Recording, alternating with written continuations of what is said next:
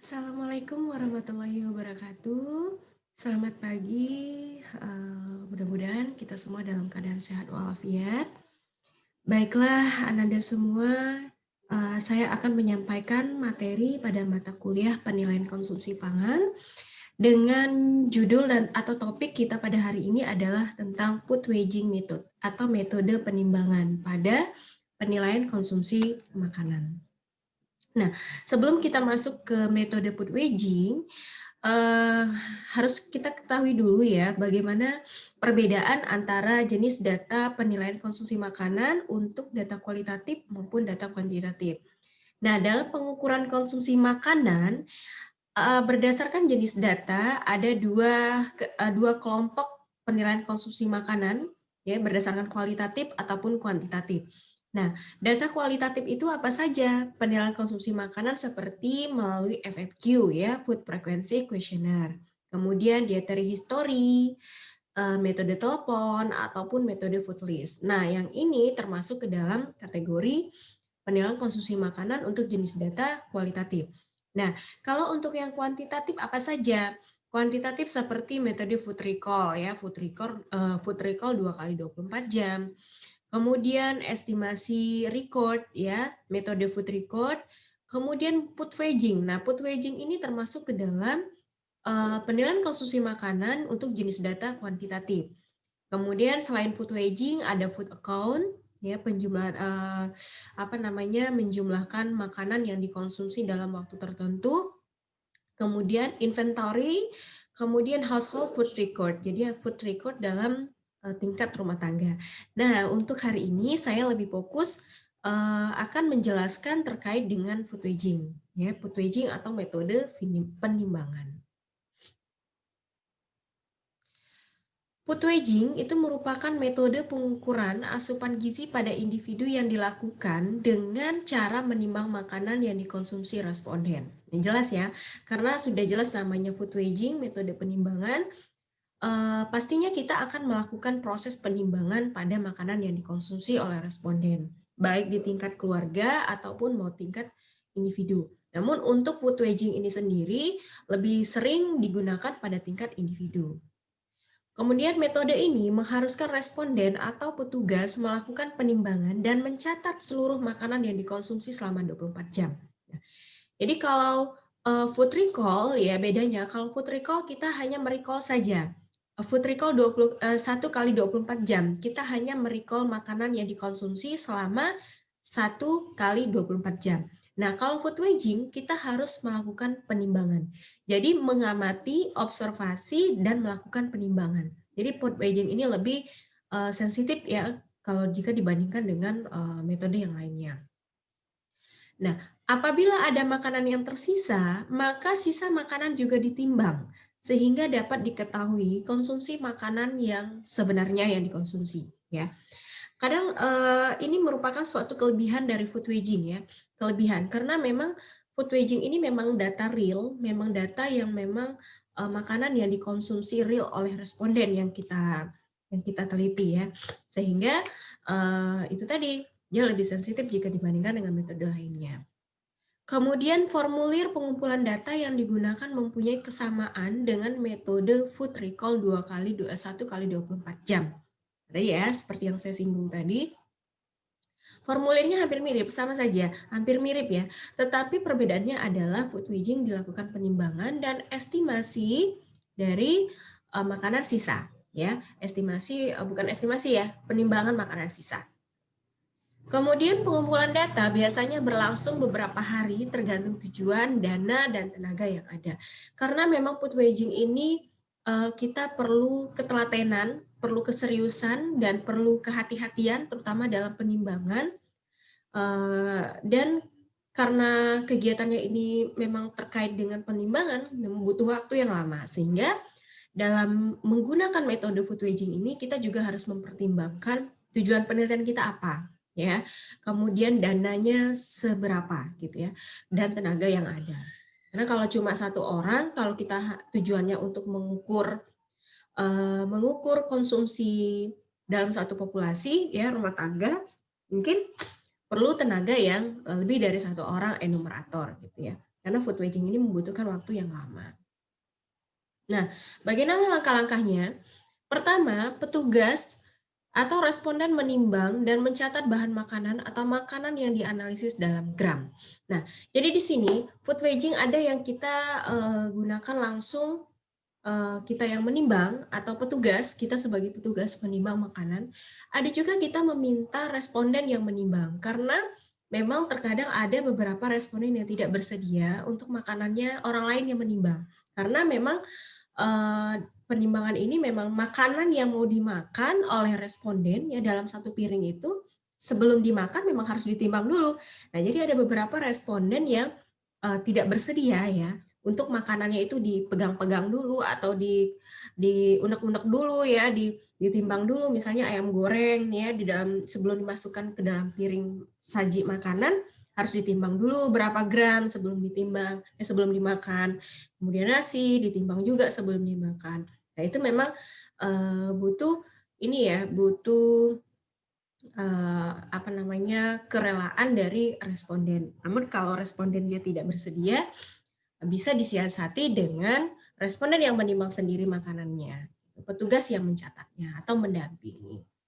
Kemudian yang kedua, jumlah bahan makanan yang dikonsumsi sehari. Kemudian dianalisis dengan menggunakan DKBM. DKBM tahu ya, DKBM itu adalah daftar komposisi bahan makanan.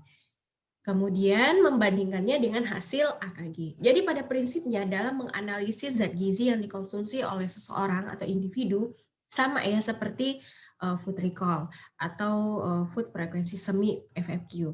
Nah, tapi di sini perbedaannya adalah menimbang itu tadi. Nah, perhatikan bila terdapat sisa makanan setelah makan, maka perlu juga ditimbang sisa tersebut untuk mengetahui jumlah sesungguhnya yang dikonsumsi.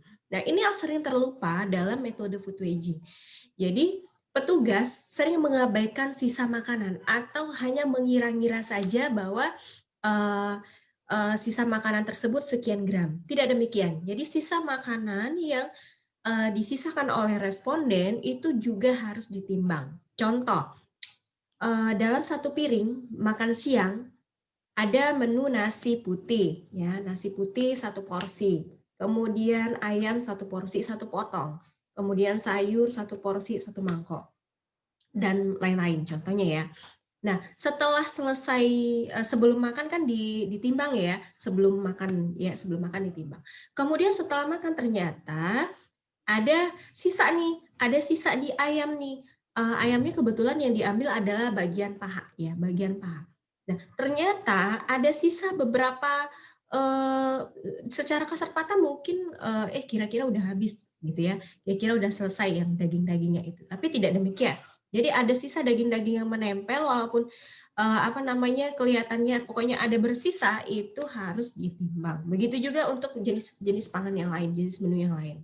Nasi putih, tadi satu porsi, ternyata masih ada sisa sekitar 1 sendok, itu juga harus ditimbang. Jadi kita bisa mengetahui berapa jumlah konsumsi real dari makanan yang dikonsumsi oleh responden tersebut. Jadi makanan sisa harus tetap ditimbang. Keunggulannya dan kelemahan. Nah, keunggulan dari food waging pertama adalah data lebih akurat. Kenapa data lebih akurat? Ya karena memang metode ini melakukan penimbangan secara real gitu ya, secara nyata terhadap makanan yang dikonsumsi. Kalau metode yang lain kan estimasi ya, contohnya food recall. Food recall itu metode yang mengingat-ingat 1 kali 24 jam yang lalu atau 2 kali 24 jam yang lalu. Yang kita tidak melakukan penimbangan, hanya berdasarkan daya ingat dari responden. Nah, kemudian data keunggulan berikutnya adalah tidak tergantung laporan responden. Ini tadi, kalau yang kita contohkan ya dengan FFQ, food recall ya, itu tergantung dengan laporan dari responden. Jadi, kejujuran responden itu merupakan hal yang utama kalau dalam metode tersebut. Nah, kalau dalam metode ini, keunggulan karena kita melakukan penimbangan secara langsung, tidak berdasarkan laporan responden. Jadi, responden mengada-ngada terkait dengan makanan yang dikonsumsi itu dapat dikendalikan. Ya. Kelemahannya apa? Kelemahannya pertama, memerlukan waktu dan biaya yang mahal.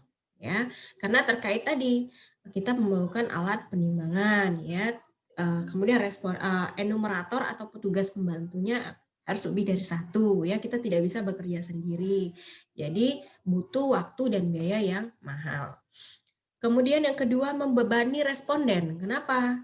Ya, karena kita harus menimbang makanannya. Sebelum dia makan harus ditimbang dulu. Nah, itu membebani responden ya. Yang biasanya responden ambil langsung makan gitu kan ya. Tetapi ini tidak. Jadi sebelum responden makan ditimbang dulu. Nah, itu merupakan kelemahan ya. Kelemahannya karena membebani responden. Kemudian tenaga pengumpul data harus terlatih ya, dan terampil. Karena itu tadi harus teliti dalam melihat, menimbang, melihat sisa makanan, menimbang, kemudian mengkonversi bahan makanannya gitu ya. Jadi harus terlatih dan terampil. Yang keempat, kelemahannya adalah memerlukan kerjasama ya, memerlukan kerjasama dengan responden ya. Jadi antara petugas dan responden harus bekerja sama. Jadi kalau misalnya respondennya tidak bersedia ditimbang makanannya, itu tidak bisa kita lakukan metode ini. Nah, ini adalah contoh formulir untuk metode food waging pada menu keluarga ya. Contoh menunya adalah semur. Jenis makanannya tentu ada, kita list semua ya. Jadi kalau dalam food waging keluarga, kita harus menulis semua bahan makanan yang digunakan ya. Contoh kalau semur itu kan selain daging ada apa aja, ada minyak, garam, bawang putih, cuka, merica, kecap, itu harus kita list ya. Berat mentahnya dan berat masaknya harus ditampilkan. Ini ya untuk metode menu keluarga ya. Nah, kemudian ada berat makanan bersih setiap penyajian. Jadi semur dalam satu mangkok itu berapa gram ditimbang, jadinya berapa yang masaknya ya. Ini untuk yang satu keluarga. Kemudian sisa makanannya setelah dimakan dalam satu hari atau setelah makan siang, itu contohnya ya, berapa gram, ditimbang lagi. Kemudian berat makanan aktual yang dikonsumsi berapa gram. Nah, ini adalah contoh formulir food waging pada tingkat individu. Mulai dari waktu makan ya, waktu makan, nama makanan, ya jenis bahan makanan, berat mentahnya berapa, berat masaknya berapa, faktor konversi jika ada ya dari minyak mentah ke minyak atau minyak masak ya, mentah masak gitu ya. Kemudian sisanya berapa gram dan jumlah yang dimakan berapa. Jadi kita list, kita isi dengan detail. Kemudian baru dianalisis zat gizinya. Oke. Mungkin itu saja yang bisa saya sampaikan terkait dengan metode food waging ya, tidak banyak. Prinsipnya adalah formulirnya sama mirip seperti food recall, tetapi perbedaannya adalah kita harus melakukan penimbangan ya, penimbangan baik dari mulai proses bahan makanan mentah gitu ya, kemudian masak, kemudian disajikan dan sisa. Nah, itu harus dilakukan penimbangan. Oke, kalau karena materinya sudah selesai, kita lanjut diskusinya nanti bisa melalui tanya jawab di grup ataupun di Siakat ya, di sistem Siakat Stigba.